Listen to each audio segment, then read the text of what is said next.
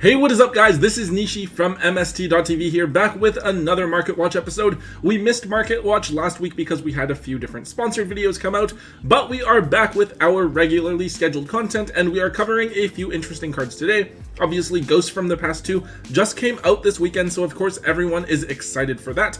But between Dimension Force coming out in just a couple of weeks, all of the Power of the Elements decks making a splash in the OCG, and all of the other developments that we're seeing here in the TCG as well, there is a ton of stuff influencing the market and a ton of different things to talk about. But before we do start guys though, I do want to give a shout out here to Kevin, a fan of MST.TV from Austria. He passed along this really beautiful Ultimate Rare German First Edition Odd Eyes Vortex Dragon to Tombox to give to me at YCS Charlotte. This card is definitely staying straight in my collection binder and staying with me forever, so big thank you there. But yeah, with that said guys, let's get right into today's episode.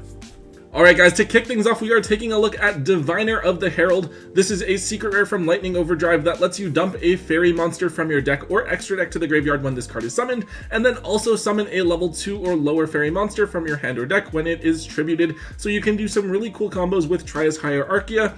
Now before, we used to see this card played in Drytron, but after EVA got banned, that deck has kind of fallen off a little bit, and it was down to around $30 to $40 for Diviner. Now, however, with the agent support released in Ghost from the Past 2 just this past weekend, we've seen a big bump up in Diviner's price, back up to the $60 mark, which isn't quite as high as it was before, but it's definitely getting back up there.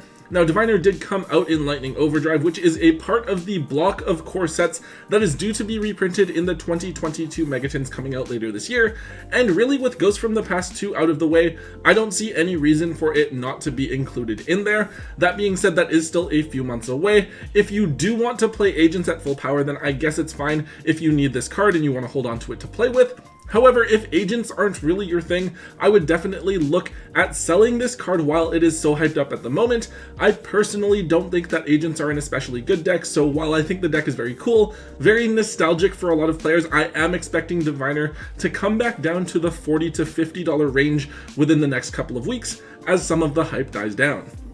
Next up, we're looking at Emblem of the Plunder Patrol. This is a pretty cool equip spell for the Plunder Patrol archetype. It allows you to cheat out a Plunder Patrol monster from your extra deck with the same attribute as a monster on the field or in the graveyard. Definitely a really interesting piece here. Now, in Ghost from the Past 2, we got some cool Plunder Patrol reprints, including Redbeard and Whitebeard, which were two main deck monsters that were quite expensive prior to their reprint, as well as Mork and Brawn, two of the secret rare ships. We've already talked about Blackbeard, their Link monster, and how he has trended up in price because he hadn't received a reprint while the rest of the cards had, while Emblem is just another Plunder Patrol card that wasn't reprinted in Ghost from the Past 2, and for that reason, people are looking at buying the card out. This has caused the card's price to jump up to $13 lowest on TCG Player at the moment.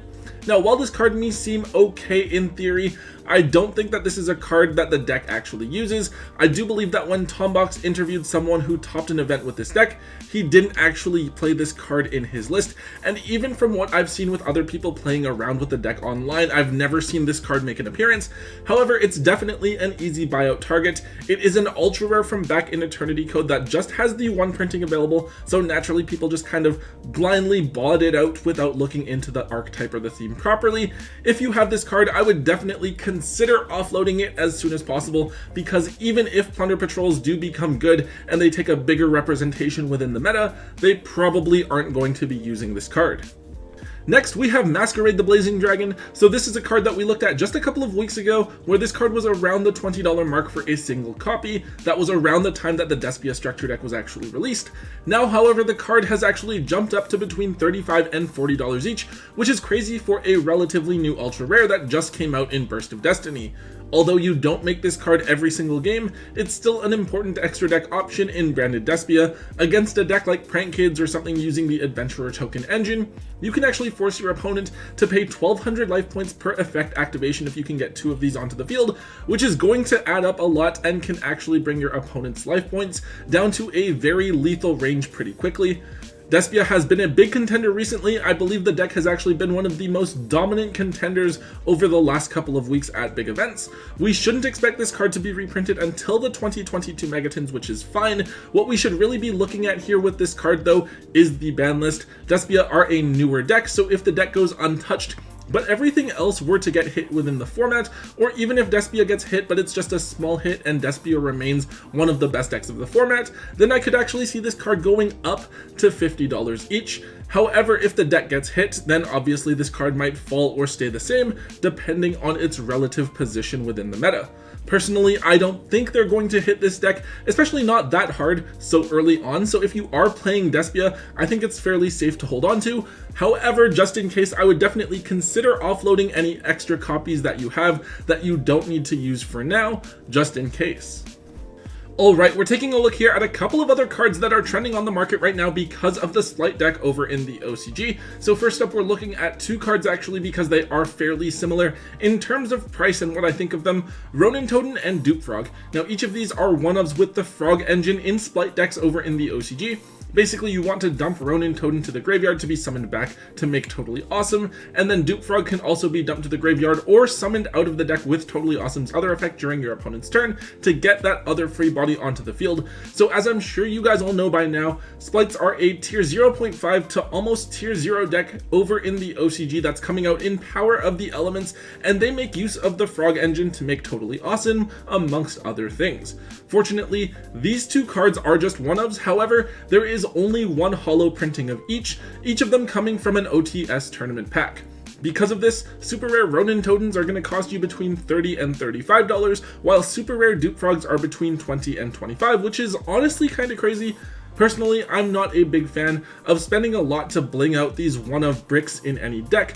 Looking back, I kind of think of it as spending money on like a DT Gem Knight Garnet instead of just being okay with playing a super rare. Of course, each of these was reprinted in the Ice Barrier structure deck as a common. If I were you guys, I would look at sticking with those for now, because Konami will undoubtedly give these cards another holo printing in some other reprint set within the next year or so. So if you guys do have these, and maybe you're okay with playing a common and don't need to bling out your deck or keep the highest rarity, consider offloading them because they are super hyped up at the moment. One other card we have related to the Splice deck here, we have Deepsea Diva. So Deepsea Diva is another level 2 water monster that is used in some Splice variants, though I believe it isn't in every single one. They are experimenting with different engines over in the OCG, but the Diva package is one of the first ones that people were using initially. You can kind of think of it as being similar to Swap Frog, where you get 2 level 2 water monsters onto the board so that you can make a rank 2 or link 2 play, whichever one you want. However, Deepsea Diva is a tuner, so you can actually use this card to go into Halki Fibrax. This is important because you can summon out an Ash Blossom or other tuner hand trap, which can be bounced back to your hand with Swap Frog and used during your opponent's turn.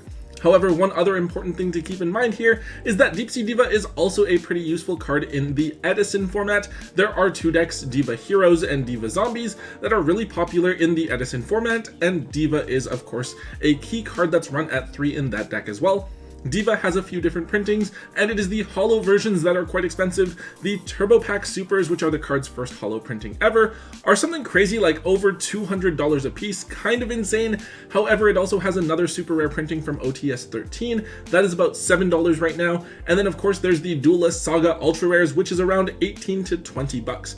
Fortunately, the card has a couple of common printings and I think a rare printing from Maximum Gold as well, so if you're okay with playing lower rarity, you still have those options available to you. However, definitely do a little bit of research into the Splice deck and the different engines before you commit to buying the high rarity versions of this card. They are always experimenting with other engines over in the OCG, so this package might not even be the best one available by the time that Power of the Elements is eventually released here in the TCG.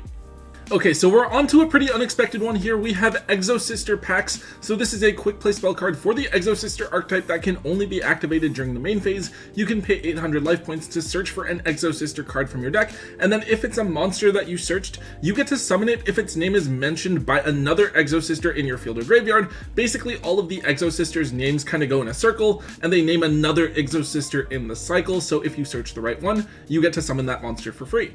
So in Power of the Elements, Exo Sisters actually get a new level 4 monster. I think it's called Malfa. Basically, they make Exo Sisters a lot stronger to where they are actually able to compete with the Splites and tier elements over in the OCG.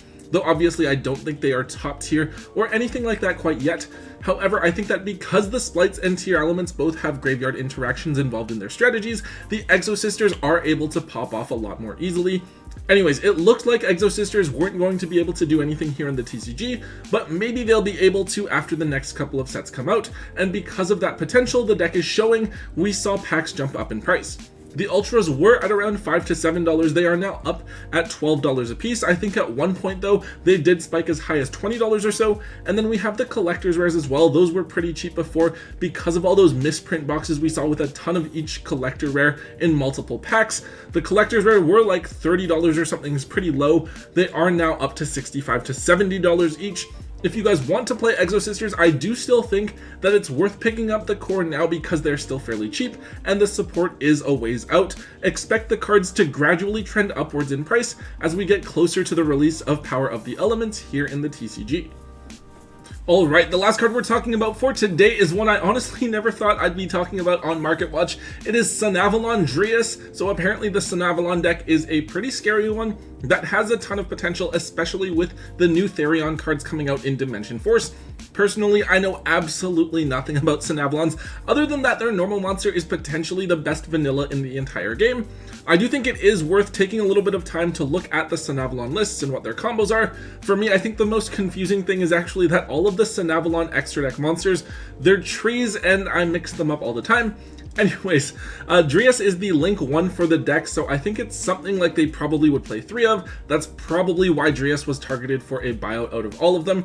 Honestly, I'm pretty sure this card was $1 or less before, but now the card is actually up to $7 a piece. If you guys did open Ghosts from the Past last year, you might want to see if you have any of this card lying around in your bulk or anything like that, since it was probably really easy to overlook as just another bulk Avalon card. However, I really don't know just how legit this deck is going to be since I literally heard about it for the first time just last week. If it is something cool or really scary or worth noting, let me know down in the comment section below. Okay guys, that is all I have for today's episode. I know lots of stuff that's kind of all over the place, but I feel like we just got hit with a ton of things and there's a lot to talk about. I'll see if I can get some more stuff prepared for you guys later this week or early next week. Also, we should also have a ban list coming soon, which I'm hoping will take care of a few problematic cards that we still have in the game. Anyways guys, if you did enjoy today's Market Watch, please make sure that you let me know by hitting that thumbs up button for me. Also, make sure you leave a comment in the comment section down below letting me know what you guys think about the cards we talked about in today's Market Watch, and also letting me know what other cards are trending on the market so I can cover them in a future episode as well. Also, if you haven't already, do make sure that you hit that subscribe button to get all of the latest and greatest content from both Tombox and myself. And until next time guys, don't forget to hold on to your MST.TV.